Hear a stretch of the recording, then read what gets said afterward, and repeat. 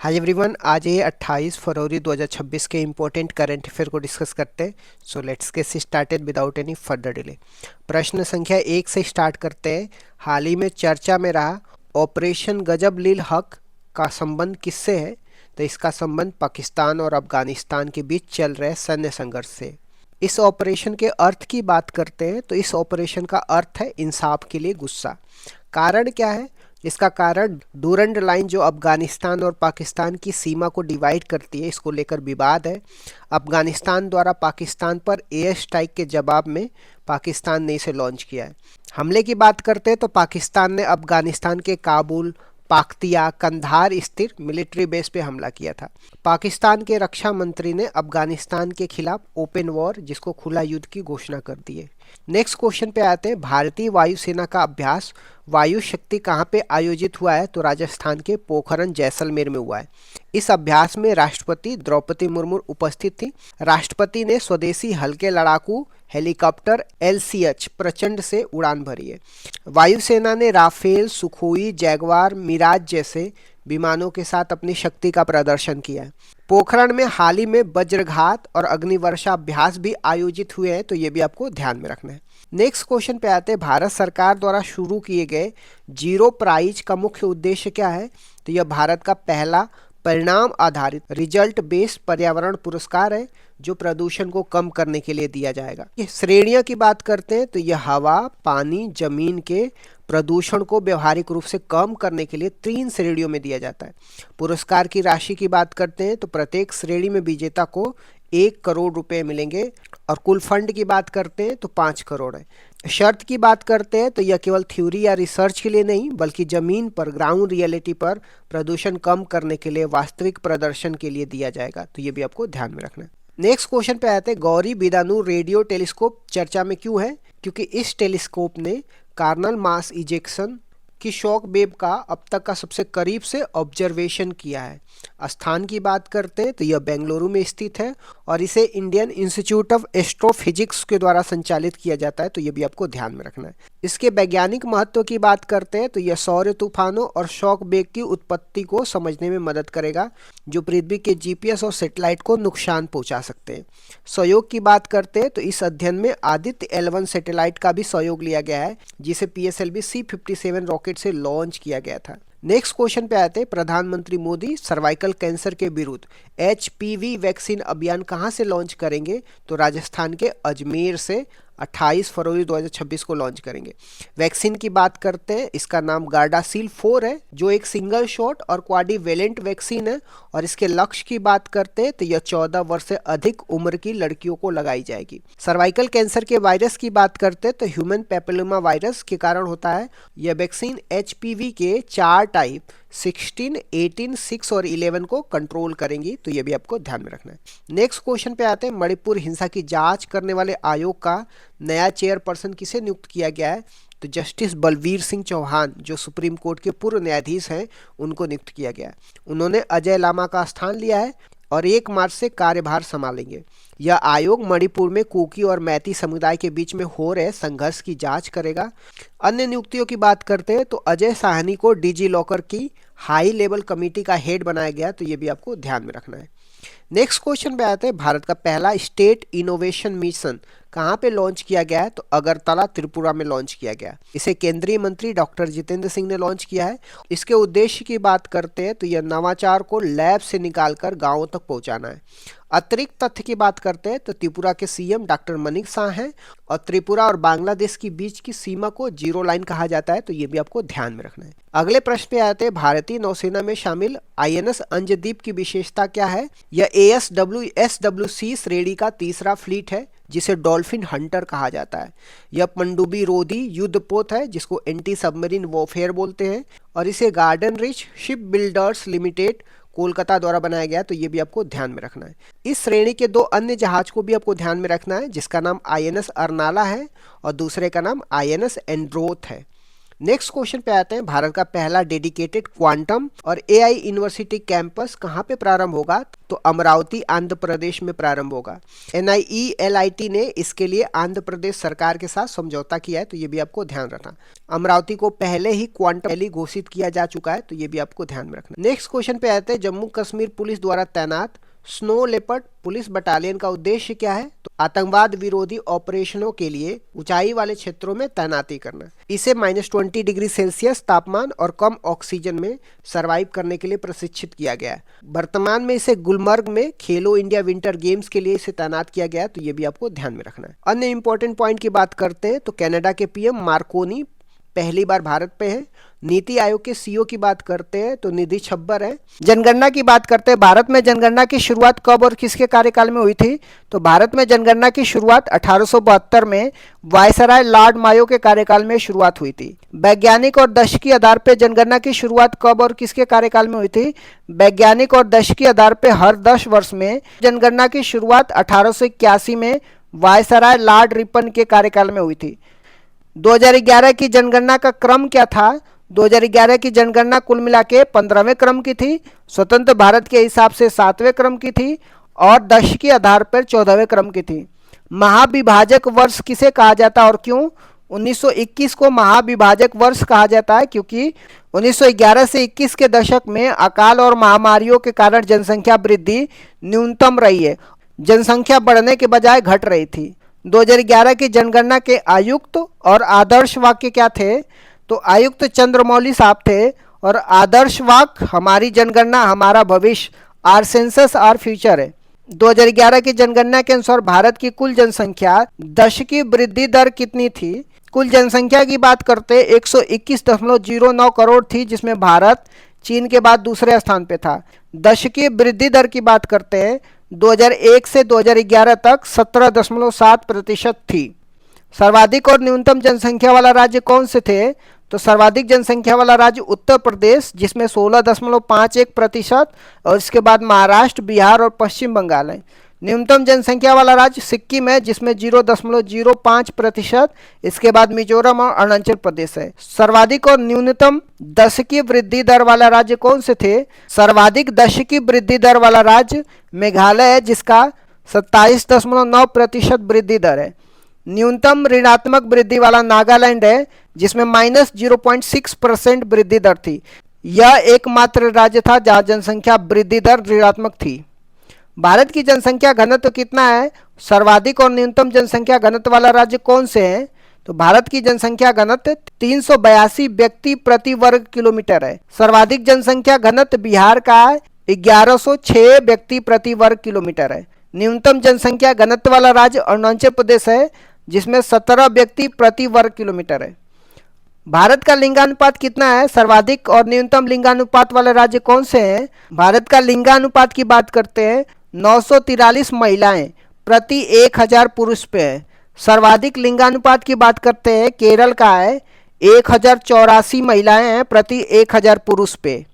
न्यूनतम लिंगानुपात की बात करते हैं हरियाणा है, जिसमें 879 महिलाएं हैं प्रति 1000 पुरुष पे। भारत की साक्षरता दर कितनी है? सर्वाधिक और न्यूनतम साक्षरता वाला राज्य कौन से हैं? तो भारत की साक्षरता दर 73% है। पुरुष की साक्षरता दर की बात करते हैं 80.09% है और महिला की साक्षरता दर की बात करते हैं 64.60% है। सर्वाधिक साक्षरता की बात करते हैं केरल का है 94% है और न्यूनतम साक्षरता बिहार का है 61.80% है। सर्वाधिक अनुसूचित जाति वाला राज्य कौन से है? तो संख्या के आधार पर उत्तर प्रदेश है, प्रतिशत के आधार पर पंजाब है। राज्य की जनसंख्या का 32% जनसंख्या पंजाब में अनुसूचित जाति का है। सर्वाधिक अनुसूचित जनजाति जनसंख्या वाला राज्य कौन से है?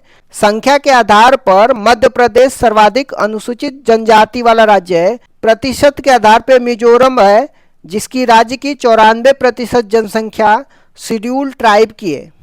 पंचवर्षीय योजना के बारे में मैंने डिस्कस तो किया है, बट एक बार फिर से मैं पंचवर्षीय योजना के बारे में रिवीजन करा देता हूँ। पहली पंचवर्षीय योजना 1951 से 56 तक थी।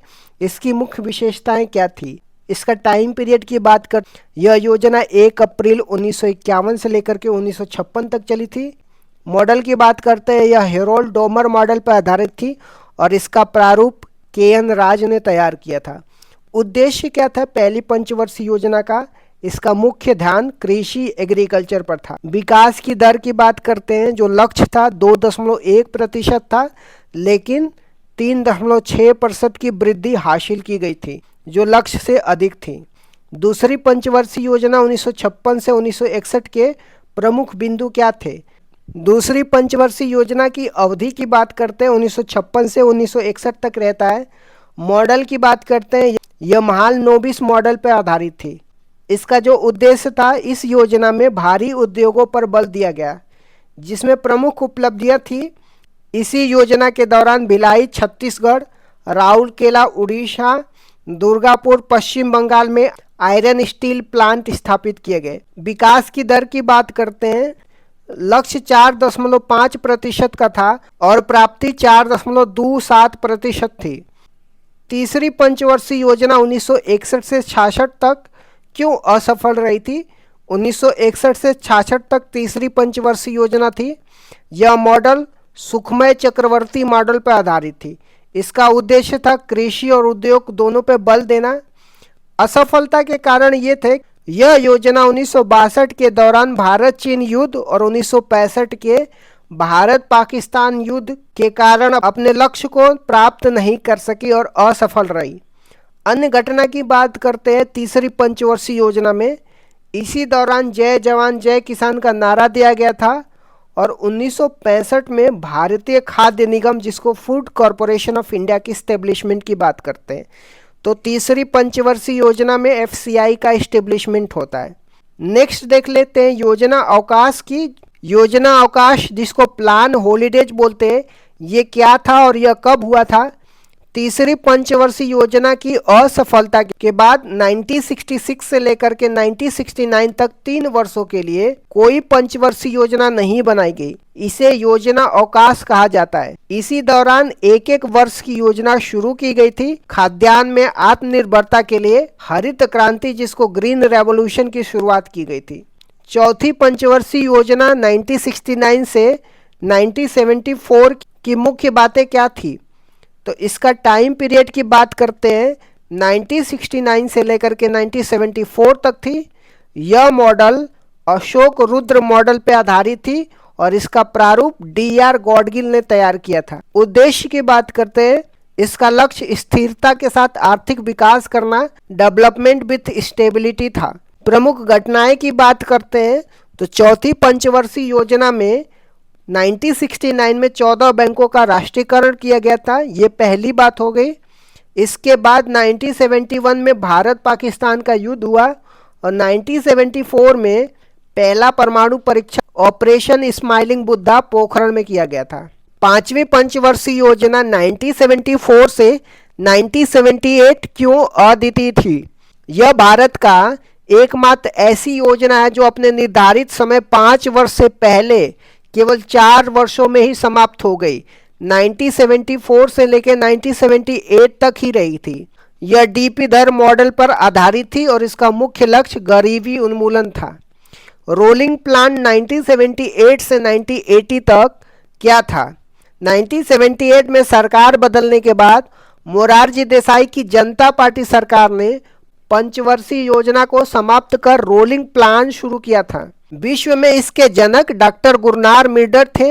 उनकी पुस्तक एशियन ड्रामा में इसका उल्लेख है और भारत में इसे लक्कड़वाला ने लागू किया था। छठवीं पंचवर्षीय योजना 1980 से 1985 के दौरान क्या महत्वपूर्ण घटनाएं हुई थी?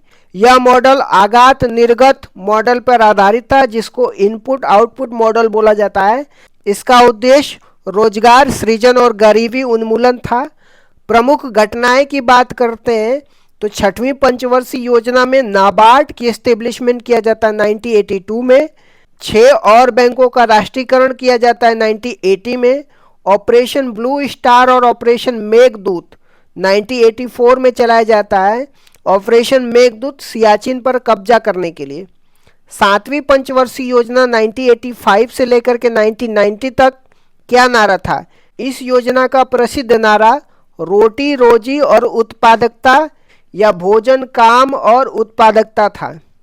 इसी योजना के दौरान 1988 में सेबी की स्थापना होती है, जिसको security and exchange board of India बोलते हैं। एलपीजी सुधार कब और क्यों अपनाए गए थे? 1990 से 92 के योजना अवकाश के दौरान 1991 में भारत में विदेशी मुद्रा भंडार का संकट उत्पन्न हो गया था। उस समय प्रधानमंत्री पीवी नरसिम्हा राव और वित्त मंत्री डॉक्टर मनमोहन सिंह थे। इस संकट से निपटने के लिए 1991 में नई आर्थिक नीति अपनाई गई थी, जिसे एलपीजी सुधार कहा गया था। जो न्यू इकोनॉमी पॉलिसी अपनाई गई थी, जिसमें उदारीकरण, निजीकरण या वैश्वीकरण की बात की जाती है। 8वीं पंचवर्षीय योजना 1992 से 1997 का मुख्य फोकस क्या था? तो यह model John W Miller model पर आधारित थी। इसका मुख्य बल मानव संसाधन विकास था, जो 1990 में आए एचडीआई मानव विकास सूचांक की अवधारणा से प्रेरित था। अन्य घटनाएं की बात करते हैं 8वीं पंचवर्षीय योजना में। इसी दौरान 73वां और 74वां संविधान संशोधन हुआ, जो पंचायती राज और नगर निगम के लिए है। इसी समय 1 जनवरी 1995 को डब्ल्यूटीओ की स्थापना होती है, जिसको वर्ल्ड ट्रेड ऑर्गेनाइजेशन बोलते हैं। 9वीं और 10वीं पंचवर्षीय योजना का मुख्य बातें क्या थी? 9वीं पंचवर्षीय योजना 1997 से 2002 तक होता है। इसका लक्ष्य सामाजिक न्याय और क्षमता के साथ आर्थिक विकास था। प्रधानमंत्री ग्राम सड़क योजना 25 दिसंबर 2000 को और कारगिल युद्ध 1999 में इसी दौरान हुआ था। 10वीं पंचवर्षीय योजना 2002 से 2007 तक थी। यह भी आगात निर्गात मॉडल पर आधारित थी। नरेगा अधिनियम 2005 में आया और 2 फरवरी 2006 को लागू हुआ था। 11वीं पंचवर्षीय योजना 2007 से लेकर 2012 की विकास दर की क्या विशेषता थी? इसका लक्ष्य तीव्र और समावेशी विकास, जिसको रैपिड एंड इंक्लूसिव डेवलपमेंट था। इसमें 8% की विकास दर हासिल की गई थी, जो सभी पंचवर्षीय योजनाओं में अब तक की सबसे ज़्यादा थी। शिक्षा का अधिकार, राइट टू एजुकेशन एक्ट 2009 इसी दौरान आया था। 12वीं पंचवर्षीय योजना 2012 से 2017 का लक्ष्य क्या था? यह अंतिम पंचवर्षीय योजना था, जो 2012 से 2017 तक चला था। इसका लक्ष्य तीव्र, सतत और अधिक समावेशी विकास, जिसको rapid sustainable and inclusive development था। इसमें कृषि के लिए 4% और प्रजनन दर को 2.1%, जिसको प्रतिस्थापन दर बोलते हैं, पर लाने का लक्ष्य रखा गया था। भारतीय संविधान के प्रमुख संशोधन और उसके प्रावधान के बारे में देखने वाले हैं। पहला संविधान संशोधन कब हुआ था? 1951 में हुआ था। संविधान में 9वीं अनुसूची जोड़ी गई थी, जिसका संबंध भूमि सुधार से है। अनुच्छेद 15 क्लॉज 4 भी जोड़ा गया, जो सामाजिक और शैक्षिक रूप से पिछड़े वर्गों के लिए आरक्षण का प्रावधान करता है। 7वां संविधान संशोधन 1956 में राज्य पुनर्गठन से संबंधित है। यह प्रावधान किया गया कि 2 या 2 से अधिक राज्यों के लिए एक राज्यपाल हो सकता है। इस समय भारत में 14 राज्य और 6 केंद्र शासित प्रदेश थे। फजल अली कमीशन का गठन 1953 में इसी उद्देश्य से हुआ था। 15वां संविधान संशोधन 1963 में हुआ था। हाई कोर्ट के न्यायाधीशों की सेवानिवृत्ति की आयु 60 से बढ़ाकर के 62 कर दिया गया था। 21वां संविधान संशोधन 1967 में हुआ था। इस संविधान संशोधन से संविधान की 8वीं अनुसूची में 15वीं भाषा के रूप में सिंधी भाषा को जोड़ा गया और मूल संविधान में 14 भाषाएं थी, अब जाकर के 22 भाषाएं हैं। 24वां संविधान संशोधन 1971 में हुआ था। इंदिरा गांधी के कार्यकाल में संसद को संविधान संशोधन की असीमित शक्तियां प्रदान की गई थी। हालांकि इसके बाद केशवानंद भारती केस 1973 में सुप्रीम कोर्ट ने स्पष्ट किया कि संसद की यह शक्ति असीमित नहीं है, बल्कि सीमित है और इस संविधान के मूल ढांचा को नहीं बदल सकती है। 26वां संविधान संशोधन 1971 की बात करते हैं। राजाओं को दिए जाने वाला प्रीवी पर्स को समाप्त कर दिया गया, जो देशी रियासतों के एकीकरण के बदले में दी जाने वाली एक बड़ी राशि थी। 36वां संविधान संशोधन 1975 में सिक्किम को भारत का पूर्ण राज्य बनाया गया और ये भारत का 22वां राज्य सिक्किम बन के आया था। 42वां संविधान संशोधन 1976 की बात करते हैं। इसे मिनी कॉन्स्टिट्यूशन या लघु संविधान कहा जाता है। 42वां संविधान में प्रस्तावना में संशोधन किया, जिसमें समाजवाद, पंथ निरपेक्ष, अखंडता शब्द जोड़े गए और प्रस्तावना में अब तक ये एकमात्र संशोधन है। 42वां संविधान संशोधन में फंडामेंटल ड्यूटी जोड़ी गई थी, जो भाग 4A में अनुच्छेद 51(1) को जोड़ा गया था। जिसमें मौलिक कर्तव्य शामिल थे। यह सरदार स्वर्ण सिंह समिति की सिफारिश पे फंडामेंटल ड्यूटी, जिसको मौलिक कर्तव्य बोलते हैं, इसको जोड़ा गया था। 42वां संविधान संशोधन में राज्य सूची से समवर्ती सूची में विषयों को हस्तांतरण किया गया, जिसमें 5 विषय वन, वन्य जीव, मापतोल, न्याय प्रशासन और शिक्षा को राज्य सूची से समवर्ती सूची में स्थानांतरित किया गया। नए अनुच्छेद आर्टिकल 39A जो निःशुल्क कानूनी सहायता की बात करता है, आर्टिकल 48A जो पर्यावरण संरक्षण की बात किया जाता है, ये भी 42वां संविधान संशोधन में जोड़ा जाता है। 44वां संविधान संशोधन 1978 की बात करते हैं, ये मोरारजी देसाई के कार्यकाल में हुआ था। इसमें संपत्ति के अधिकार में बदलाव किए जाते हैं। संपत्ति के अधिकार को मौलिक अधिकार की सूची से हटा करके इसे कानूनी अधिकार, जिसको लीगल राइट बनाया गया, जो अब अनुच्छेद 300A में है। पहले इसमें आर्टिकल 30 पहले संपत्ति का अधिकार आर्टिकल 31, पहले संपत्ति का अधिकार अनुच्छेद 31 में था। राष्ट्रीय आपातकाल, नेशनल इमरजेंसी की बात करते हैं, इसमें राष्ट्रीय आपातकाल के लिए आंतरिक अशांति के स्थान पे सशस्त्र विद्रोह शब्द का प्रयोग किया गया। राष्ट्रीय आपातकाल लगने के लिए कैबिनेट की लिखित अनुमति को अनिवार्य किया गया। संविधान में कैबिनेट शब्द की पहली बार उल्लेख इसी संशोधन में हुआ था। आ जाते हैं 52वां संविधान संशोधन की बात करते हैं, जो 1985 में हुआ था। राजीव गांधी के कार्यकाल में दल बदल विरोधी कानून आया था, जिसको एंटी डिफेक्शन लॉ बोलते हैं। संविधान में 10वीं सूची जोड़ी गई, जिसका उद्देश्य दल बदल को रोकना था। आ जाते हैं 61वें संविधान संशोधन, जो 1989 में हुआ था। यह राजीव गांधी के कार्यकाल में मतदान की आयु 21 वर्ष से घटा करके 18 वर्ष कर दी गई थी। अब आ जाते हैं 73वां संविधान संशोधन 1992 में, पंचायती राज व्यवस्था या ग्रामीण स्थानीय स्वशासन से संबंधित है।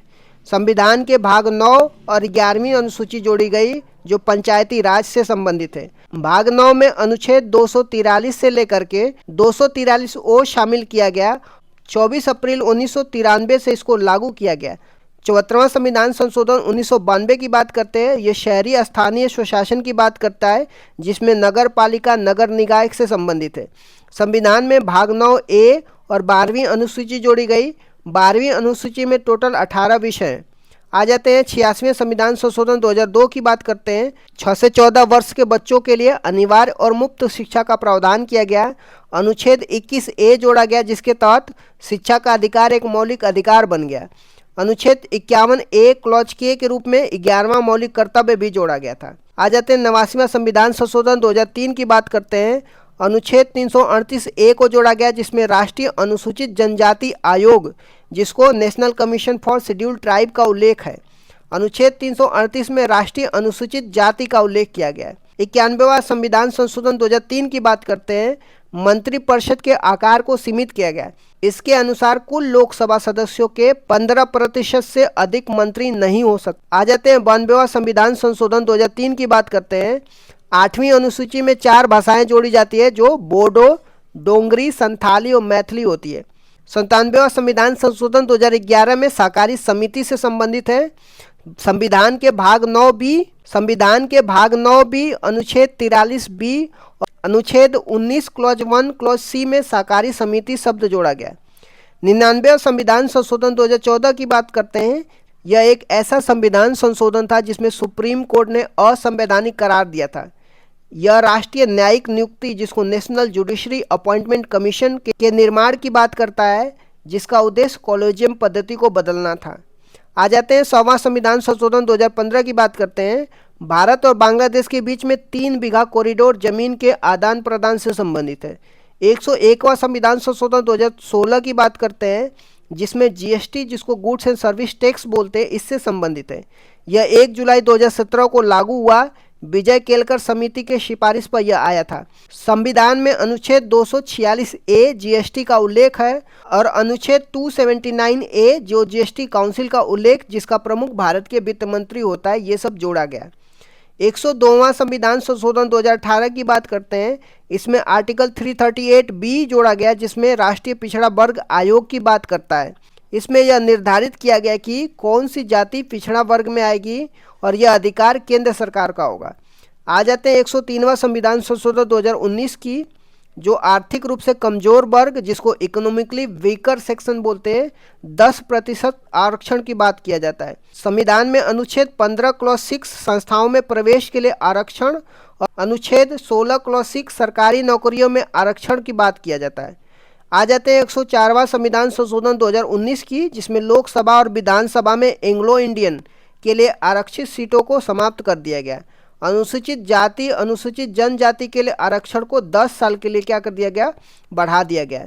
आ जाते हैं 105वां संविधान संशोधन 2021 की। यह 102वें संविधान संशोधन में संशोधन करता है।